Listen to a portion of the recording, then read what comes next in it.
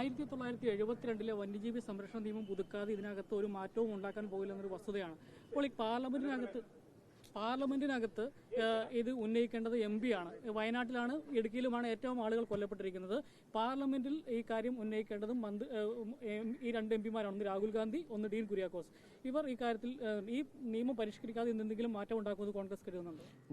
ഇത് നിങ്ങളിപ്പോ സർക്കാരിന് വേണ്ടി ചോദിച്ചൊരു ചോദ്യമാണല്ലോ. സർക്കാരിന് ഞാൻ പറയുന്നത് 1972 വന നിയമം കാരണമാണ് കാഞ്ഞിരവേലിയിലെ ഫെൻസിങ് ഇടാൻ കഴിയാത്തത് എന്ന് സർക്കാർ പറയുകയാണെങ്കിൽ, ഒന്നുകിൽ സർക്കാരിന് ഇതിനെക്കുറിച്ച് അടിസ്ഥാനപരമായ അറിവില്ല, വനമന്ത്രിയാണോ ആരെങ്കിലും ഏതെങ്കിലും, ഇനിയിപ്പോൾ രാജീവ് രാജേഷൊക്കെ ചില പറഞ്ഞാണ്, എനിക്കറിയില്ല. കാരണം ഇതിന് പരിഹാരമായിട്ട് നിങ്ങളുടെ ഒരു മന്ത്രി പറഞ്ഞത് വനയോര മേഖലയിലുള്ള ആളുകൾക്ക് കന്നാലി കൊടുക്കണം, നിർത്തണം എന്നാണ് പറഞ്ഞത്. അതുപോലുള്ള ഉട്ടോപ്യൻ സജഷൻസ് ആണോ? 1978 വന നിയമം കാരണം, 72 വന നിയമം കാരണമാണോ അവർ ഫെൻസിങ് ഇടായിരുന്നു? ആ ട്രഞ്ച് കുഴിക്കുന്നതിന് തടസ്സമാണോ? സുരക്ഷാ വേലി തീർക്കുന്നതിന് തടസ്സമാണോ? RRT ടീമിനെ അയക്കുന്നതിന് തടസ്സമാണോ? അതല്ല. ഇതുപോലെ ഏറ്റവും ഞാൻ പറയുന്നത് നിങ്ങൾ ക്ഷമിക്കണം, ഏറ്റവും വിവരം കെട്ട ചിന്തകളാണ് ഈ സർക്കാരിനെ ഭരിക്കുന്നത്.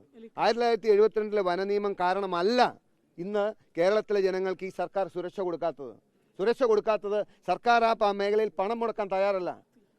ഈ കഴിഞ്ഞ ബഡ്ജറ്റിൽ ഇത്രയും പേരുടെ ജീവൻ പൊലിഞ്ഞ, ഇത്രയും വൈകാരികമായ ഒരു വിഷയം നിൽക്കുമ്പോൾ എത്ര രൂപ അനുവദിച്ചു നിങ്ങൾ നോക്ക്. കേരളം 42 കോടി രൂപയാണ് അനുവദിച്ചത്. ഒന്നും ചെയ്യാതെ സർക്കാർ കേന്ദ്രത്തിനെ കുറ്റം പറയുന്നതിന് MP-മാർ ഈ വിഷയം ഞാൻ അഭിമാനത്തോടു കൂടി ഈ സമയത്തൊന്ന് പറയാം. നിങ്ങൾ ഇന്ത്യൻ പാർലമെന്റിലെ റെക്കോർഡ് പരിശോധിച്ചാൽ ഈ വന്യജീവി വിഷയവുമായി ബന്ധപ്പെട്ട് കേന്ദ്ര സർക്കാരിന് മുമ്പിൽ ഏറ്റവും കൂടുതൽ വട്ടം ഈ വിഷയം ഉന്നയിച്ചിട്ടുള്ള ഒരു MP ആരാണെന്ന് ചോദിച്ചാൽ ഞങ്ങൾ അഭിമാനത്തോടു കൂടി പറയും ഇടുക്കിയുടെ MP ശ്രീ ഡീൻ കുര്യാക്കോസ് ആണ്.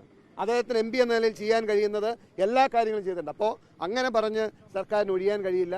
ഇത് സർക്കാർ ഇതൊരു രാഷ്ട്രീയ വിഷയമായി കാണാതെ, ഇതൊരു ഈഗോയായി കാണാതെ, ഇതൊരു പൊതുജനത്തിൻ്റെ വിഷയമാണെന്നും നാടിൻ്റെ വിഷയമാണെന്നും ഈ സംസ്ഥാനത്തിൻ്റെ വിഷയമാണെന്നും കണ്ട് എല്ലാവരെയും വിശ്വാസത്തിലെടുത്ത് ഇതിനൊരു പരിഹാരം കാണാനാണ് ശ്രമിക്കേണ്ടത്. ഇപ്പോൾ കാഞ്ഞിരവേലിയെ സംബന്ധിച്ചിടത്തോളം അതിൻ്റെ ഒരു വശത്ത് 2 കരകളാണ്. അവിടെ ഫെൻസിങ് എത്രമാത്രം സാധ്യമാകും എന്നുള്ളതിനെക്കുറിച്ച് അല്ല, ഇങ്ങേ വശത്തുനിന്ന് കാട്ടാന വരുന്നില്ലല്ലോ. ഒരു വശത്തുനിന്നല്ലേ കാട്ടിൽ കാട്ടാന വരണേ. 2 വശവും കാടല്ലല്ലോ. ഇങ്ങനെ നാട്ടിലാരും ആനയായിട്ട് അങ്ങോട്ട് ചെല്ലുന്നില്ലോ. അപ്പോൾ ഒരു വശത്ത് ഫെൻസിങ് ഇട്ടാൽ മതി. ഓക്കെ.